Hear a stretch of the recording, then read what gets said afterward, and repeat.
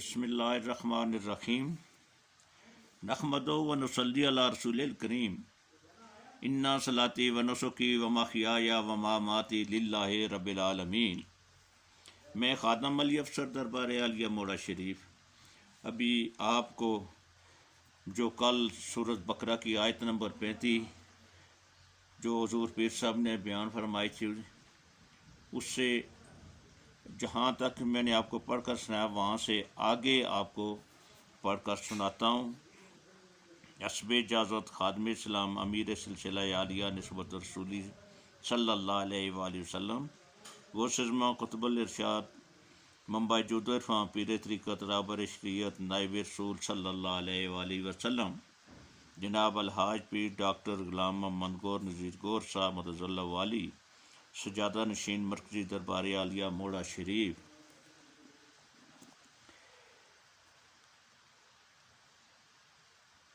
دوسری حکمت یہ بھی تھی کہ حضرت مائی حوا علیہ السلام کو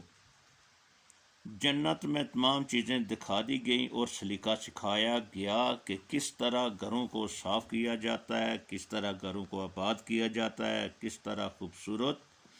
لباس ہوتا ہے، ہر چیز کو کس طرح کرینے سے رکھا جاتا ہے اور استعمال کیا جاتا ہے۔ پابندی لگانے کا یہ مقصد تھا کہ جب تک انسان اپنے آپ پر پابندی عائد نہ کرے وہ مکمل انسان نہیں بن سکتا۔ زندگی کا اگر مطالعہ کیا جائے تو وہی زندگی صحیح ہوتی ہے جو ضوابط اور قانون کے مطابق ہو۔ اس کا سب سے بڑا ثبوت یہ ہے کہ انسان کی زندگی اور حیوان کی زندگی کا موازنہ کر کے دیکھیں کہ انسانی زندگی کو حیوانی زندگی پر برتری ہے۔ اس کا ایک بہت بڑا سبب یہ ہے کہ انسان کی زندگی ایک قانون کے تحت ہے اور حیوان کی زندگی بے اصولی پر ہے۔ اللہ تعالیٰ کی یہ ساری حکمتیں جن سے اللہ تعالیٰ نے حضرت آدم علیہ السلام کو بنایا، حضرت مائی حوا علیہ السلام کو بنایا، پھر جنت میں لے جایا گیا اور جنت سے واپس زمین پر لایا گیا، انہیں اگر دیکھا جائے اور ساری تاریخ کا مطالعہ کیا جائے کہ اتنی حکمتیں اللہ تعالیٰ نے کیوں فرمائیں، تو انسان اللہ تعالیٰ کے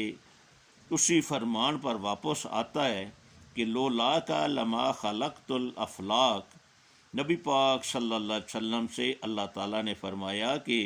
اگر میں آپ صلی اللہ علیہ وسلم کو پیدا نہ کرتا تو پوری کائنات پیدا نہ کرتا۔ یعنی یہ ساری حکمتیں، ساری تخلیق، یہ ساری نعمتیں، یہ سب نبی پاک صلی اللہ علیہ وسلم کے طفیل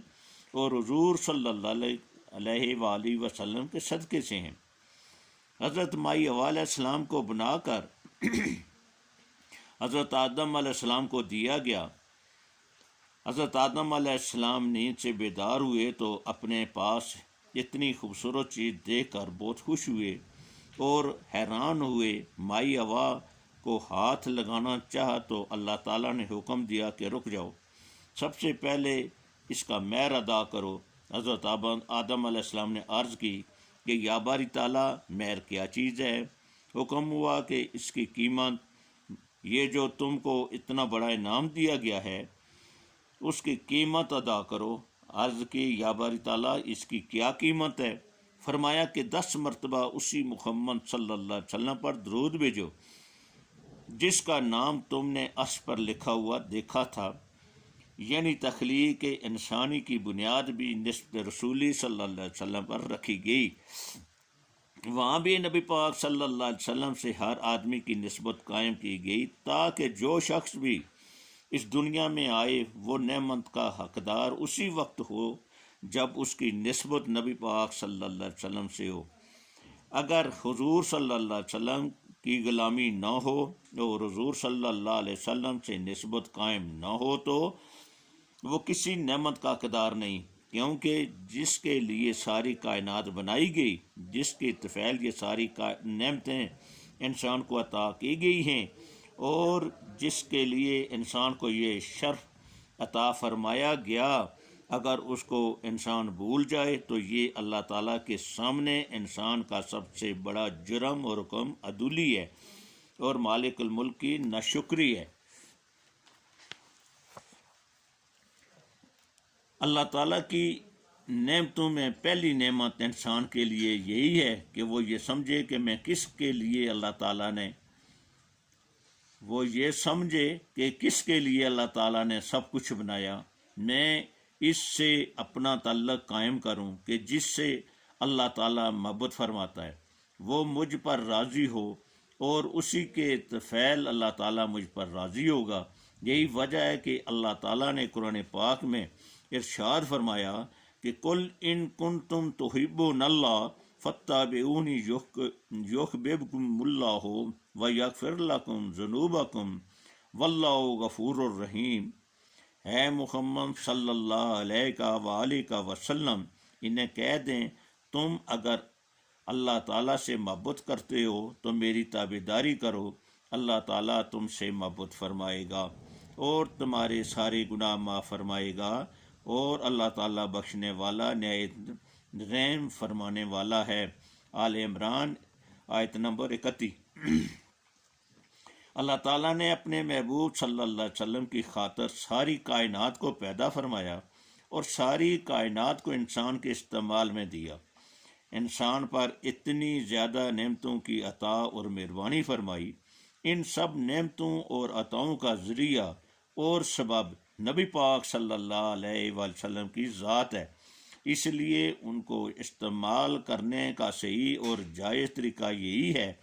اور اللہ تعالیٰ کو راضی کرنے کا طریقہ یہی ہے کہ نبی پاک صلی اللہ علیہ وسلم کی غلامی اختیار کی جائے، حضور صلی اللہ علیہ وسلم سے نسبت قائم کی جائے تاکہ انسان سے ہی انسان بن جائے۔ جب نبی پاک صلی اللہ علیہ وسلم سے انسان کی نسبت قائم ہو جاتی ہے تو اسے سراج منیر صلی اللہ علیہ وسلم سے روشنی حاصل ہوتی ہے، اس سراج منیر سے جو نبی پاک صلی اللہ علیہ وسلم کی ذات پاک ہے۔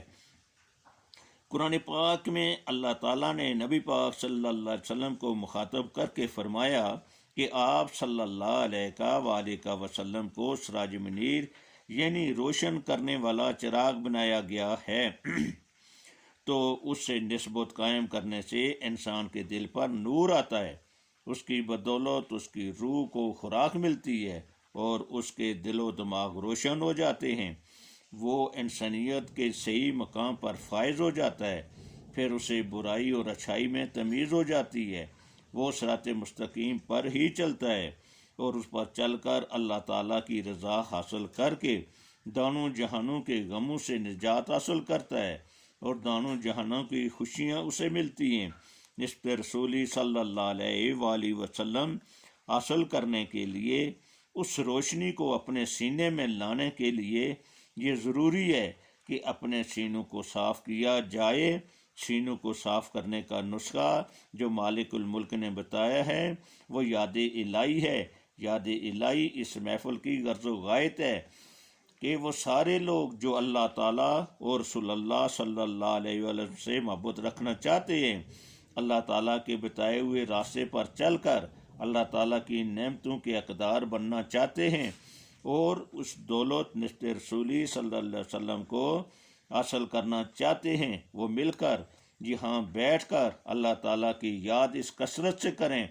کہ شیطان اور نفس کی وجہ سے ان کے دلوں میں جو زنگ اور سیاہی ہے وہ دور ہو جائے، سینے صاف ہو جائیں، اور پھر وہ ان ہی پاک ناموں کے طفیل اللہ تعالیٰ کی بارگاہ میں نسبت رسولی صلی اللہ علیہ وسلم کی التجا کریں۔ اس طرح وہ قیمتی دولت لے کر یہاں سے لوٹیں، دونوں جہانوں کے غموں سے نجات حاصل کریں اور دونوں جہانوں کی خوشیاں انہیں حاصل ہوں۔ اسی لیے اسی خیال، اسی محبت اور اسی توجہ سے شروع کریں اور اسی توجہ سے سنیں، سمجھیں اور اللہ تعالیٰ سے توفیق مانگیں، اللہ تعالیٰ سے دعا کریں کہ اللہ تعالیٰ اسے ہمیں سننے کی، سمجھنے کی اور اس پر عمل کرنے کی توفیق عطا فرمائے۔ اور 9-10-11 جون حضور غوث المعظم راور اعظم طریقت نسبت رسولی اعلیٰ حضرت الحاج پیر نذیر احمد رحمۃ اللہ علیہ اور غوث زمان شیر شاہ غازی پیر ہارون رشید صاحب رحمۃ اللہ علیہ کا عرس مبارک ہو رہا ہے، اس میں خود بھی شامل ہوں اور لوگوں کو بھی دعوت دیں، اور دعا میں شامل ہو کر اللہ تعالیٰ سے دعا کریں کہ اللہ تعالیٰ ہماری دنیا اور آخرت دانو شمار دے، اور ساتھ اعلیٰ حضرت شیر شاہ غازی پیر ہارون رشید صاحب کے لیے دعا کریں کہ اللہ تعالیٰ